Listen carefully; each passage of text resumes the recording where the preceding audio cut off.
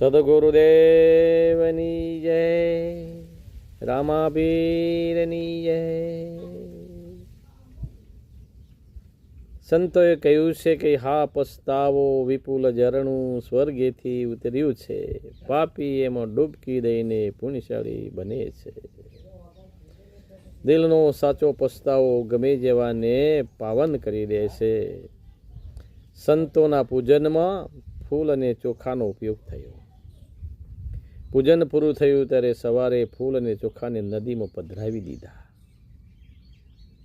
ત્યારે ફૂલ તરવા લાગ્યા અને ચોખા ડૂબવા લાગ્યા.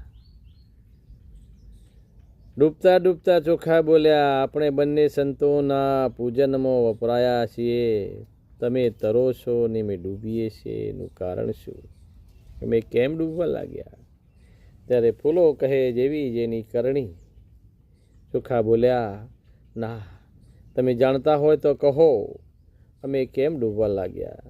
ત્યારે ફૂલોએ કહ્યું કે તમે સંતોના મસ્તક પર ચડ્યા, પણ તમારો અભિમાન ના ઓગળ્યો, તમારો અહમ ના ઓગળ્યો, તમે અભિમાની બની ગયા, માટે પસ્તાવો કરો. તમે શેકાઈ જાઓ ને મમરા બની જાઓ, એટલે તમે પણ તરશો. આમ પસ્તાવાની આગમાં શેકાયા વિના તરી શકાતું નથી. સતગુરુ દેવની જય.